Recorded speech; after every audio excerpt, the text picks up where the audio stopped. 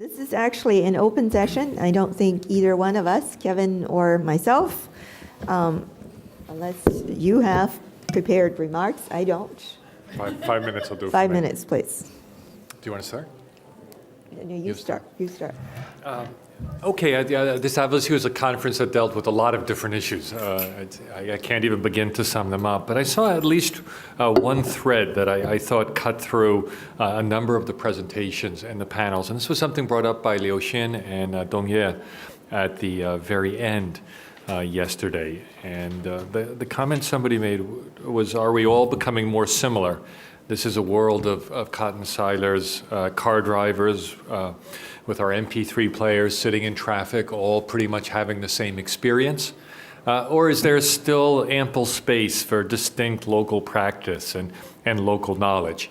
And I think John Lee's paper about psychotherapy touched on this nicely, that you have Western-style psychotherapy as global and universal, but also some sort of psychotherapy with Chinese characteristics as well. So what is local knowledge in a globalized, homogenized world? And I think there are obvious parallels with what is the role of area studies in a world in which general, often disciplinary knowledge is particularly highly valued. This gets at the broader question that, of course, touched all of our papers about studying China in what context. That's clearly something we're all thinking hard about, and Wen-hsin has brought out.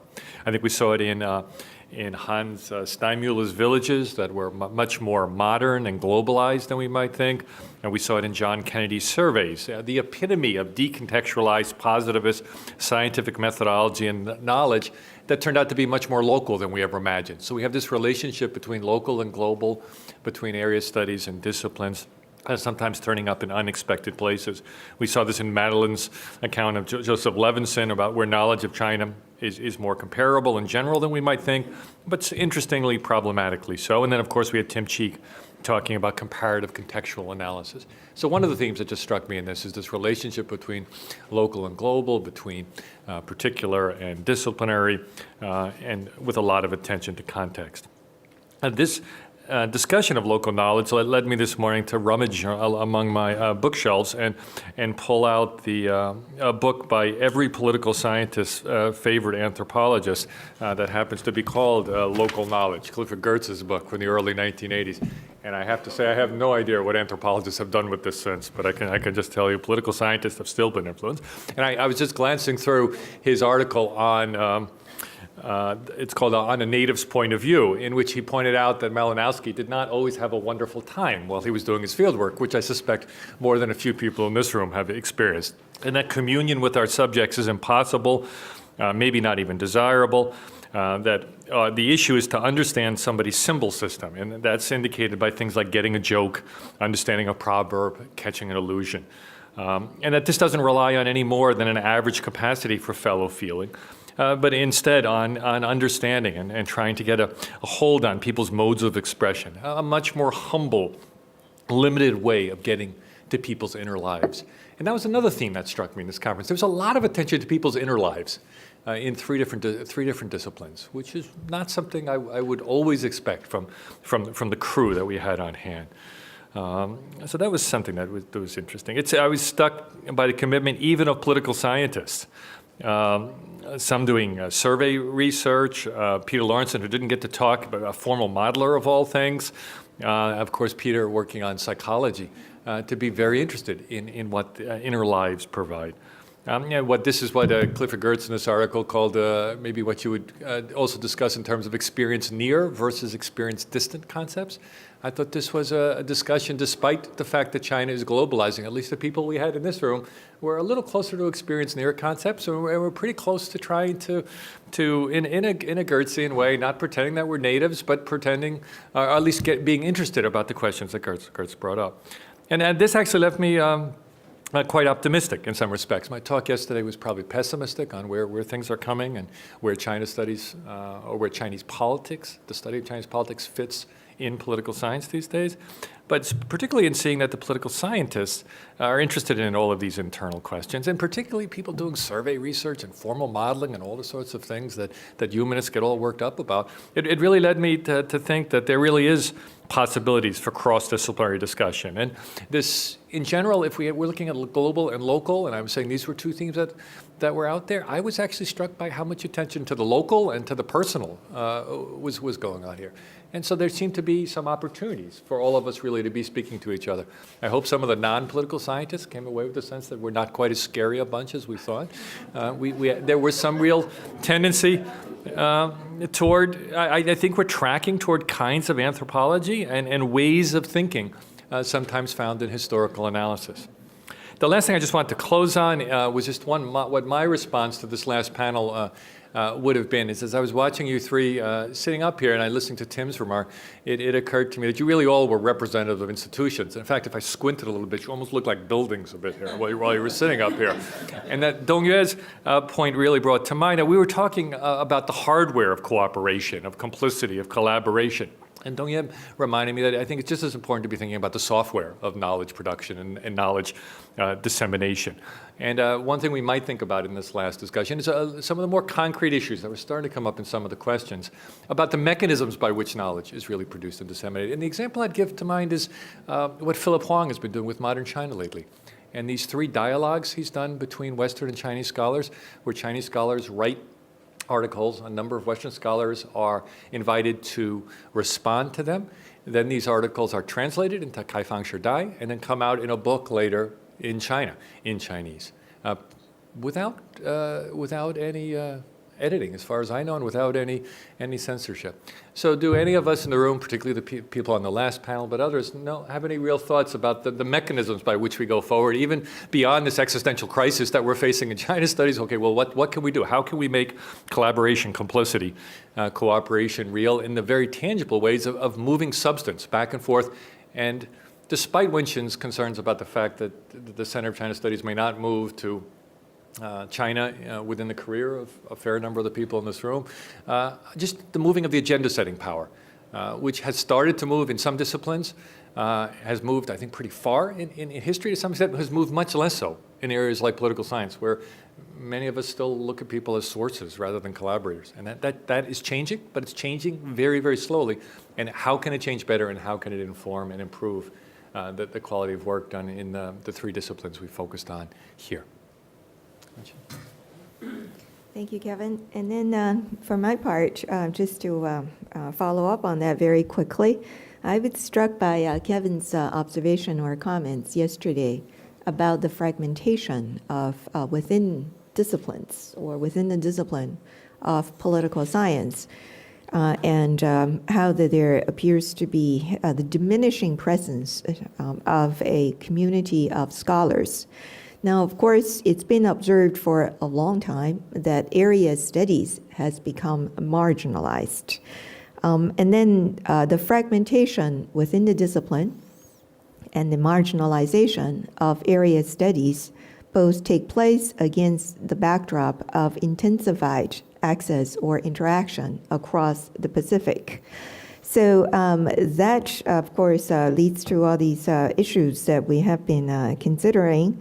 Namely, that if we are going to move forward instead of simply reviewing our problems and thinking about next steps, what I take out of this conference is inspirations or suggestions, ideas about perhaps how that academic or scholarly discussions need to be organized in different ways. That is, we need to be a little bit more innovative with regard to the ways that we have been organizing our scholarly conversations, which up to now had been too much discipline or too much centered on disciplines or nation states.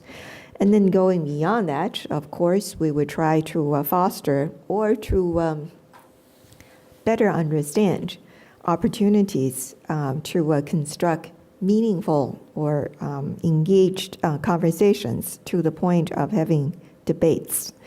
And then I would like to stress once again that how this is, even though institutionally it's a challenge, trying to rethink our way through the way that our research has been supported. Intellectually, this is a moment of enormous possibility. So along the things that we might want to think about is, well, the extent to which established textbooks on China's 20th century can continue to be used, or the extent to which some of these textbooks could be thought of, could be utilized, could be read from different perspectives moving forward as we try to teach our undergraduate students. And then, of course, historiography of China's modernity is a subject undergoing enormous change inside China itself. The extent to which we would like to be engaged with that conversation is yet another set of issues. That is, we had some of these inklings once upon a time when Jeremy, one evening, all of a sudden in 1975, was informed that the roster of good people versus bad people had been reversed.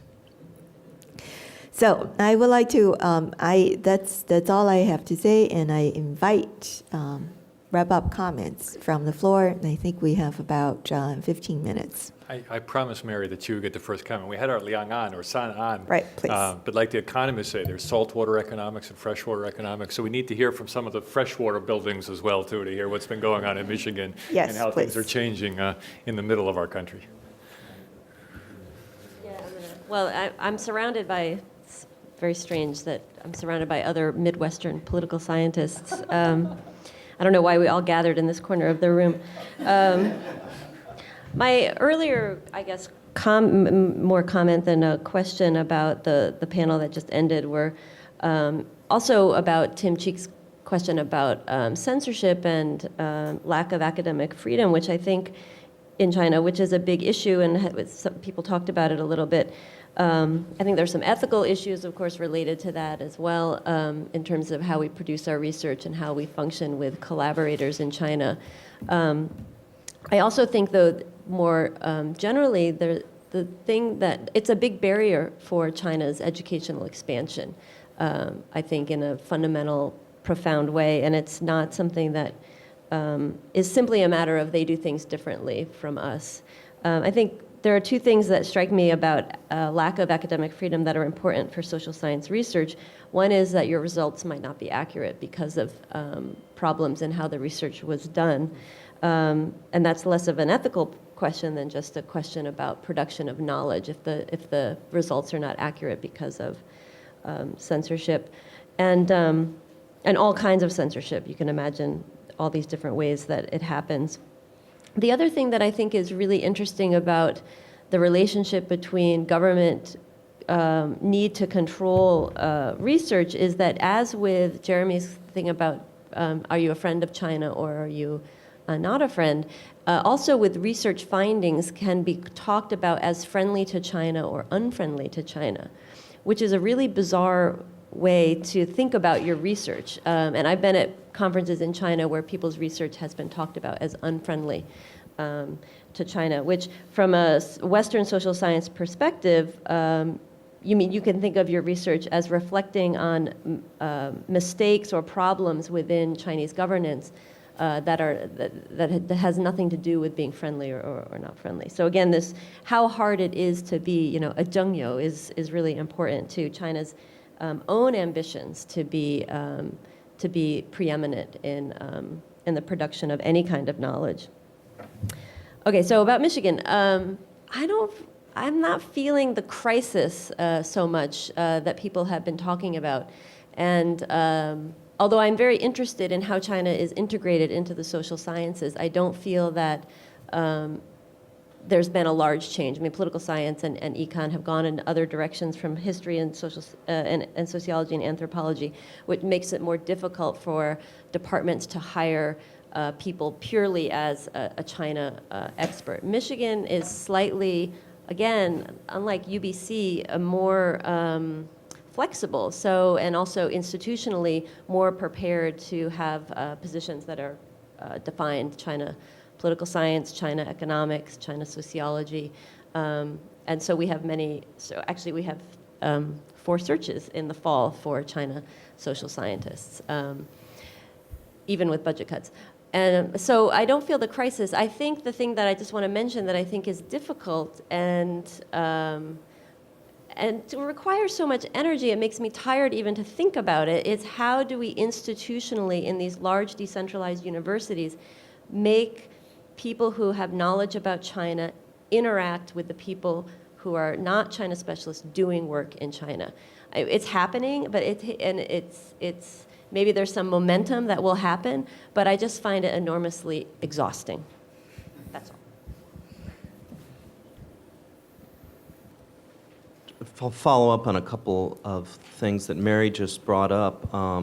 In addition to the issue of the accuracy of research and the political correctness of our research findings, I'm increasingly entering this realm of thinking about the normative implications of the research findings and having to wrestle with this issue of readership and the consequences of publishing certain kinds of research findings. Just to take an extremely recent example, the research that I was unable to present, which is a manuscript called The Specter of Communism in American Attitudes Towards China, sort of intentionally provocative, but it gets at this issue of the sort of subconscious association between China and communism.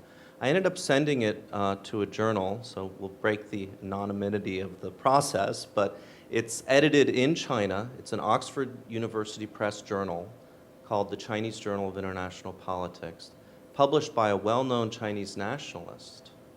And so I have to think, this could easily be read as basically evidence that, there's this Cold War mentality in America that is dead set against China, and it's part of this effort to contain China.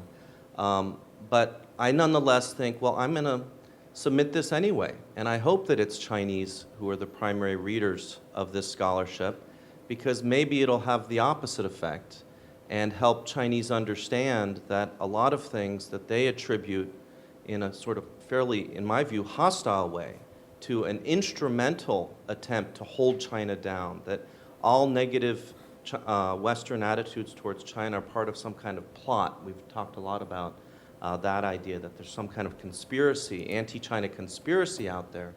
In a way, what I see my normative message is, to the extent that there are Chinese readers of this scholarship, maybe they can accept that there are sort of hostile reasons for some of these attitudes that emerge. But that's only a hope. And yet I've gone through this sort of balancing process in weighing what are the normative implications of if this scholarship is published and published in a journal edited by a prominent Chinese nationalist, in this very difficult politicized terrain that we are now working within.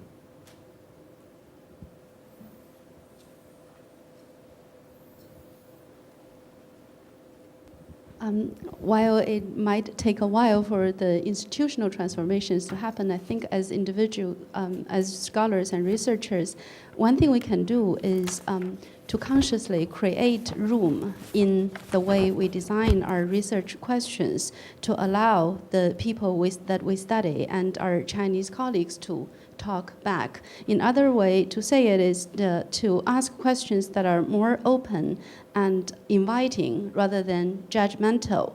And I think that it's important because while we can celebrate our influences, for example, our books actually might sell more copies in China than here. Actually, they have been selling more copies in China than here.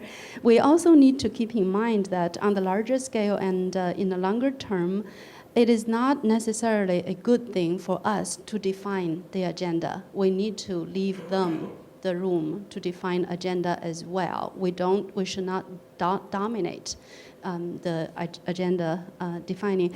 And at the last, I would like to thank Wen-hsin and Kevin for having created this wonderful forum for all of us to present our papers that in the current institutional setting, we have no other place to publish, and ideas that we have no other place to share. This has been a very stimulating 2 days, and this is one of the best conferences I've been to. Thank you very much. Thank you. You know, along Dongya's line, if you ever want to rush, talk to some Chinese friends and find your books that have been downloaded and pirated illegally on the web. And a lot of them have counters, and you'll see a much bigger number there than you see on your royalty statement on how many thousands of times it's been downloaded. Professor Liu, please. Can I try again, because I already see my failure several times. I really feel this question of knowledge really not only a question about China. So knowledge about China is not Chinese. That's basically my basic assumption, hearing all these discussions and papers. And I feel the relationship between the knowledge of China and general social science knowledge has become really, due to the new sort of rise of China, global changes and so on and so forth. I think this relationship has become destabilized. So that's actually the question we never really got into to have a conversation. Of course, we can, you know, with money, almost now you can do anything you like. You can probably make Albanian studies like a Chinese study these days with money. But the question is really, in comparison to what? We can actually talk about this change in the relationship of our empirical studies on China in relation to the general science, general social science literature. You know, are we talking about a comparison like Professor Kirby today said, you know, all the works, all the books we want to write have already been written 100 years ago. Is this going to be a comparative point where we see the differences today we produce? So that's basically the question I feel that we still really haven't really got into.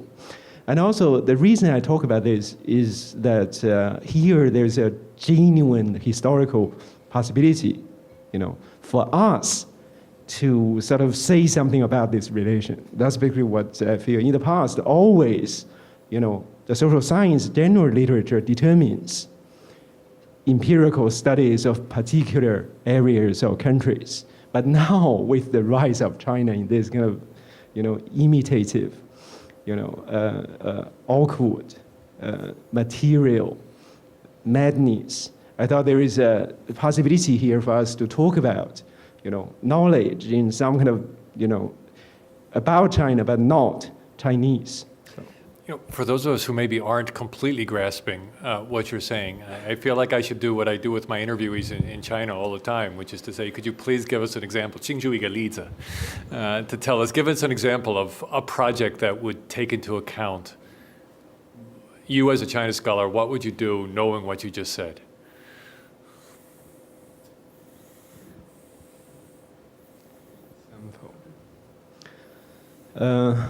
What about, for instance, let's take up Wen-hsin's example. Okay. I feel this Wen-hsin's book, when you read it, after you're reading it, your understanding of China would become somewhat different. It's not really just another village study, for instance. I don't really think I'm not really denying the value of village studies because I'm doing village study myself. But I don't really think this kind of particular empirical study could actually change the conceptions of the relation between social science knowledge and the knowledge about China. So in that sense, I thought Wen-hsin, for instance, I think although a historical study very specific on Confucianism, but there is this conceptual power in it. I thought really made China into another, you know, from an empirical object. This possibility of comparing, for instance, Dong Laoshi mentioned the Jewish and Confucian tradition. Also, he talked about, you know, the comparability between French Revolution and Chinese Revolution. In terms of institutional functions, Confucianism played in 18th and 19th century. So in that sense, I thought basically what I'm thinking It's not really simply, going to argue for rights and this, or learning the method. I thought there is something that is actually coming from a specific globalization. Seems to me is actually the local knowledge has, for the first time, a real possibility to become global. So that's.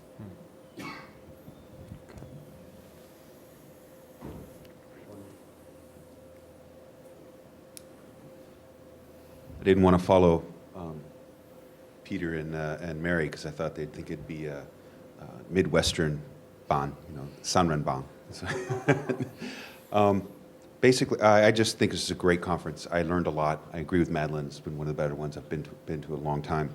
As far as what we can do, it seems like institutionally, that's going to take a while, but what I've seen happen in China studies, and at least in my neck of the woods and in other places, is leadership and personalities, people moving forward, following up what Madeline said. And even in my own university, it's been who's been the head of the Center for East Asian Studies, who's been pushing different ideas and trying to get, institutions are based on personalities that create or try to incentives.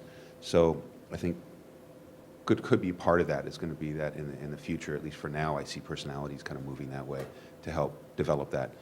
Second is as far as censorship and academic freedom, I just don't look at China right now. I know when I first started, village elections and looking at things like that were completely very sensitive.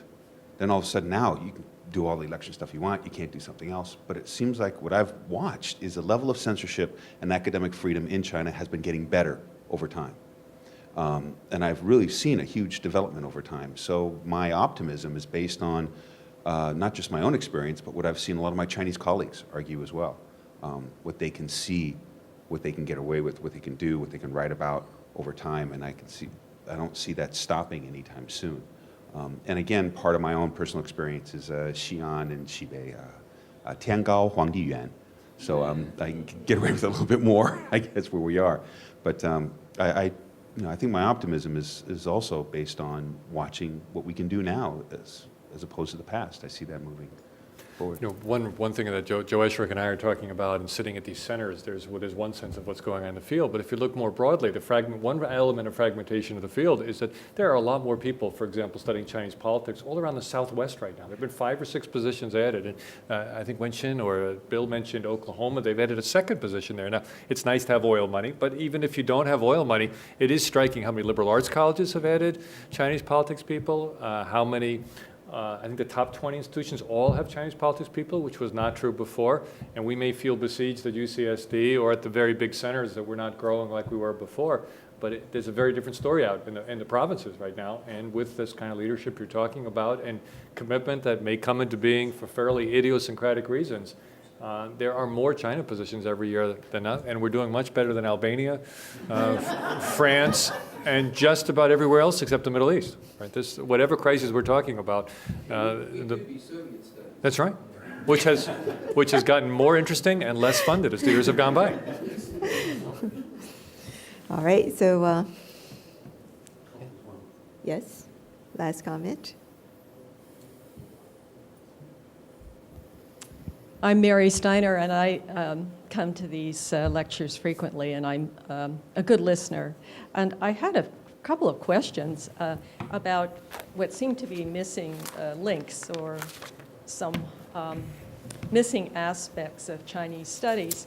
And I was thinking there would be some discussion of ethnic groups, ethnic conflicts, more cultural conflicts, such as perhaps religion or groups claiming to be religious groups like the Falun Gong.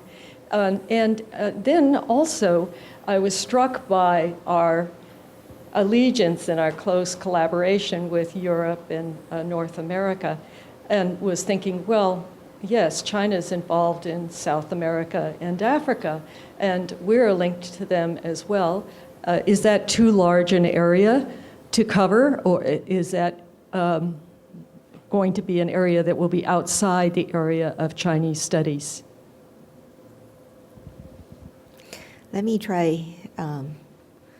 with a little bit of a response by way of a wrap-up of the wrap-up.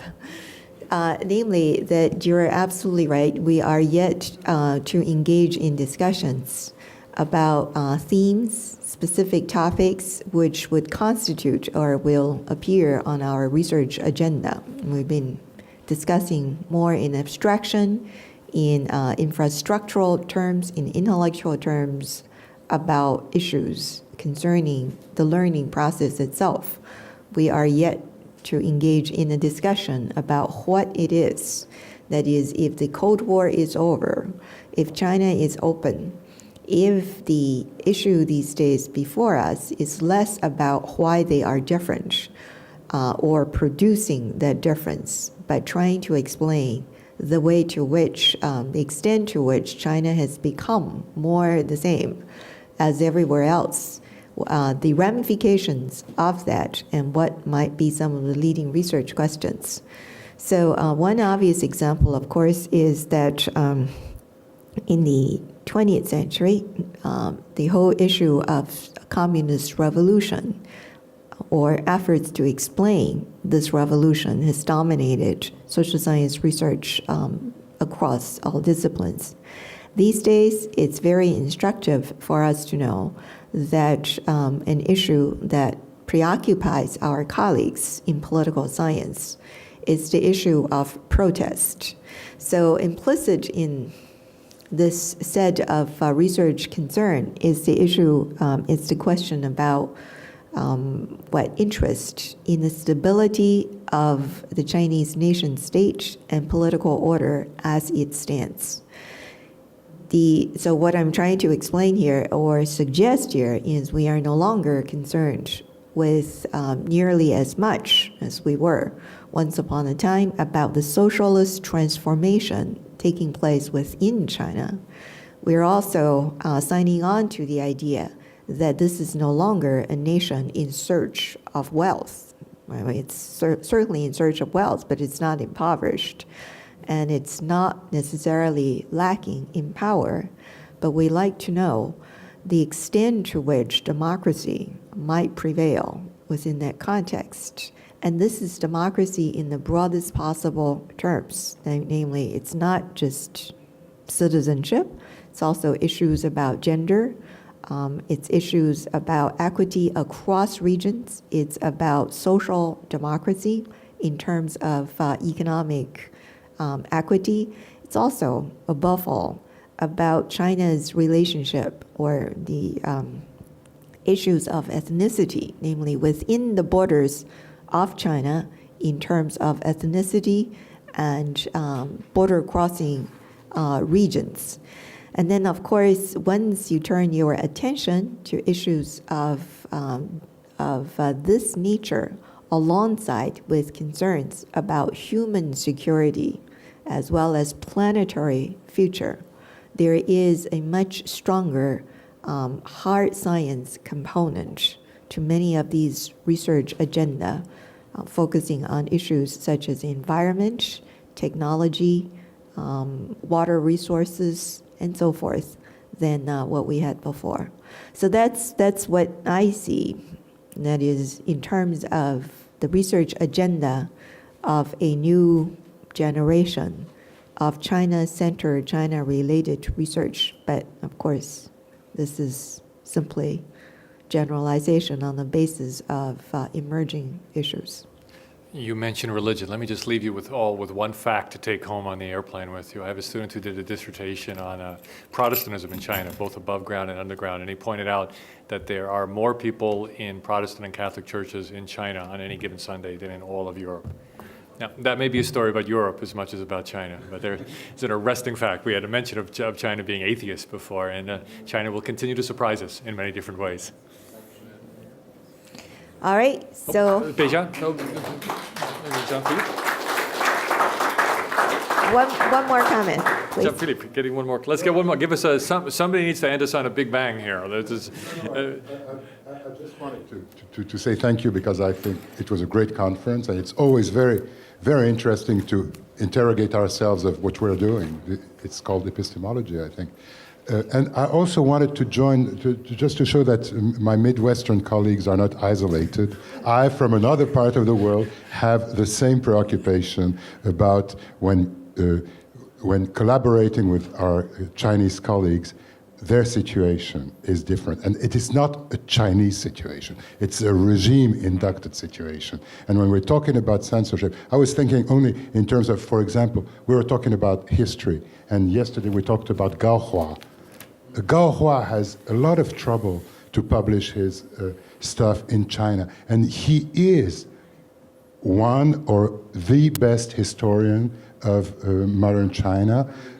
And so I think we have to keep this in mind. And maybe our role, not being missionaries, you're talking about the development of Protestantism in China. We're not missionaries, but maybe what we should do is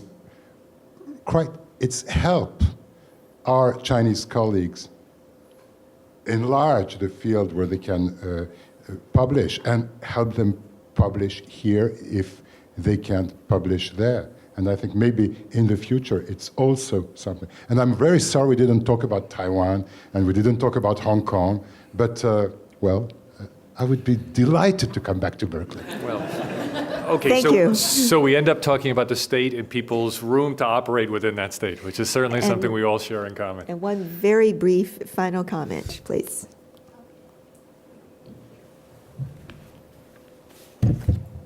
Thank you very much. I come from Hawaii, and I'm a graduate student there. My major is China-U.S. relations, and I'm just visiting in this campus today. And I saw the post. I'm very interested in walking, and it's a really, really great conference. And I think the producing knowledge about China, or the book about the study about China, is very important to China-U.S. relations. So thank you all very much here. Thanks for the great contribution. Thank you. Thank you.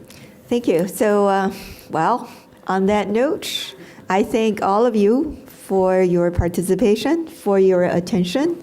And the two of us, of course, we thank Melissa, we thank Corey. Where are they?